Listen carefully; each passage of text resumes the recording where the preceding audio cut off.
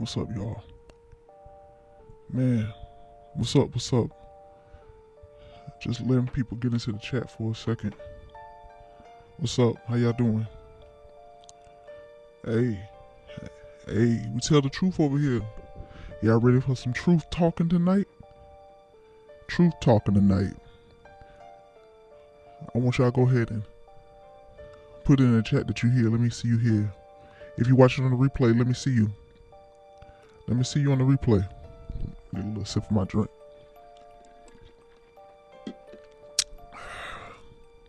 All right. Before we get started, though, I want to say this clearly. This channel is centered around commentary, observation, speculation, and psychological analysis based on public available behavior and a little bit of internet culture, and just coming from my personal perspective. None of these videos on my page are presented as factual diagnosis or absolute truth. These are discussions meant to encourage deeper thinking and conversation.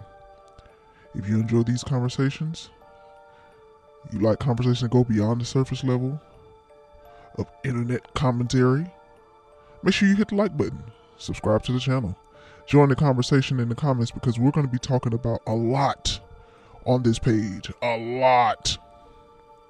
All right. Okay. Tonight we're going to be talking about the Hive mentality. I've been saying a lot of that, y'all. A lot of that. You know, we've been talking about cults lately. It's a big conversation right now in the unconscious community, in the spiritual community, and the people talking about Nature Boy and this cult. You know, people having conversations about why people join cults.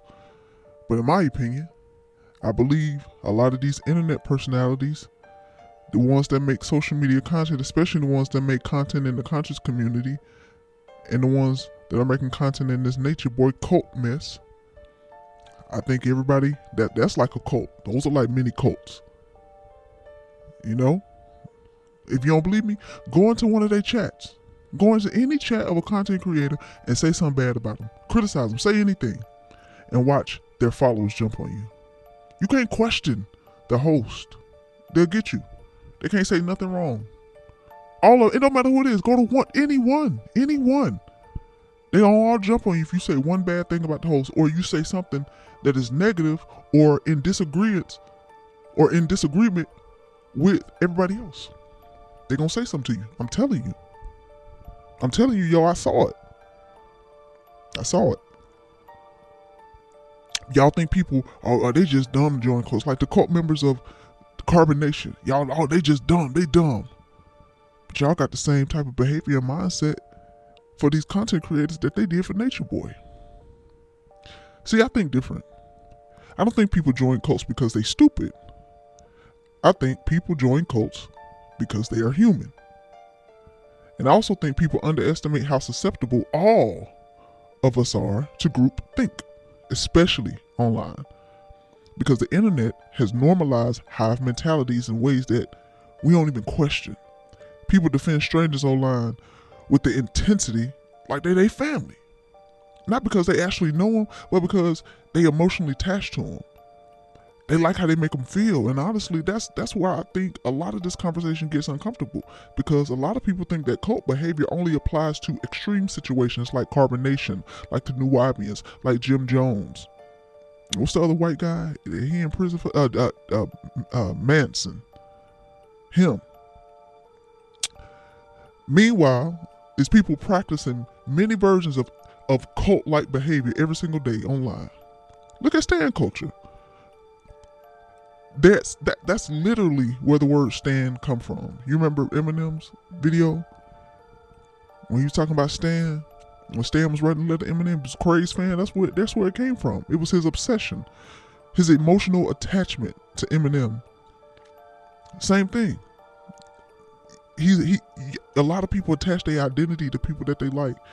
They defend somebody no matter what. They feel personally attacked when somebody criticizes a celebrity or your favorite content creator. That behavior don't come from nowhere, y'all.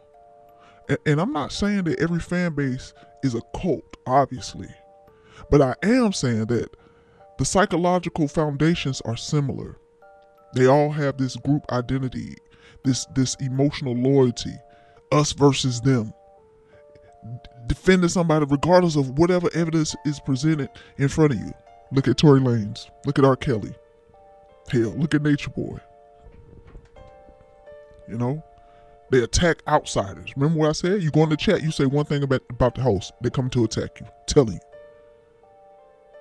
you. Yep. Ain't no more objectivity because they attached emotionally. Ain't no more critical thinking. That stuff happen online every single day. Content creators know it too. Some creators, they build extremely loyal audiences by making their followers feel emotionally connected to them. They say shit like, we're a family over here. Over here on my channel, we are a family. And I ain't saying nothing wrong with building a family or community, because a lot of times people feel more seen and validated in their online community than they do with their own personal community. I think you need a physical community. I think you need real people around you too. Because, things happen in the vacuum and you start, reality starts to get distorted when everybody loves you. But I don't think nothing wrong with building a family, but a lot of content creators, they exploit that. Because they start saying, so, we different from everybody. We think different over here. They don't understand us. Everybody else that disagree with us, they hate us. That kind of language, it creates like a type of tribalism. And once people emotionally identify with that creator, they start protecting them like they personally know them. Even when the creator's wrong. That's scary. Because, entertainment can override discernment real fast. People ignore red flags because somebody's funny, charismatic, attractive, or talented, or entertaining. Look at Hood Horrors.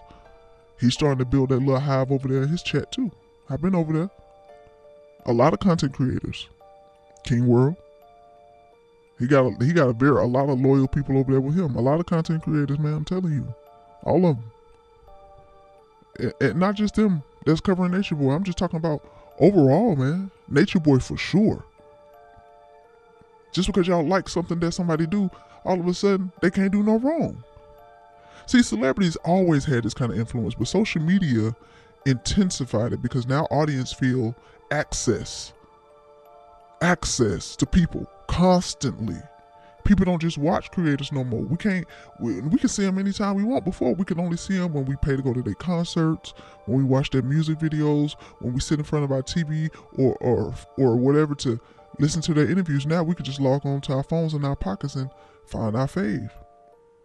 That allows people to emotionally bond with them. That's why parasocial relationships are so powerful psychologically. Your brain starts responding to somebody like they part of your life, even if they don't even know you exist. But once that emotional attachment forms, objectivity starts going bye-bye. That's why fan bases sometimes defend the behavior like they would never tolerate this from nobody else, but they defend the behavior from their fave. Because attachment, it changes your perception of things. That's why I think anybody's susceptible to cult-like thinking under the right circumstances. Anybody. Look at religion. And not just religion. You spiritual girls. You spiritual guys.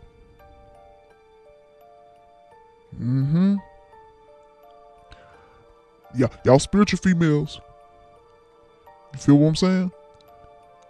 Y'all spiritual community, conscious community. Very cult-like thinking. Just go to Atlanta, down to the West End. You'll see it. Go anywhere. Just go online. Start typing up Black Egyptians, ADOS, FBA. Anything with black, cult-like. All you got to do is feel like you need to belong somewhere. Because cult psychology is less about intelligence and more about emotional vulnerability mixed with group influence. Human beings naturally want to belong to somebody. We naturally want to belong somewhere. We want community. We want a place that gives us identity, purpose, and connection. That's why groupthink is so powerful. People are terrified of being rejected socially and publicly.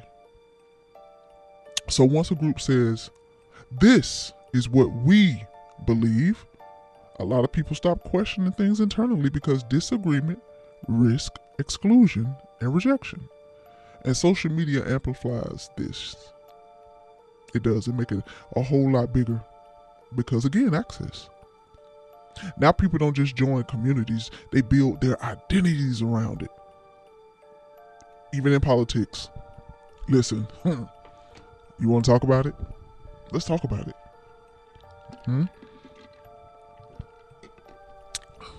If you're enjoying this content, go ahead and give me a thumbs up.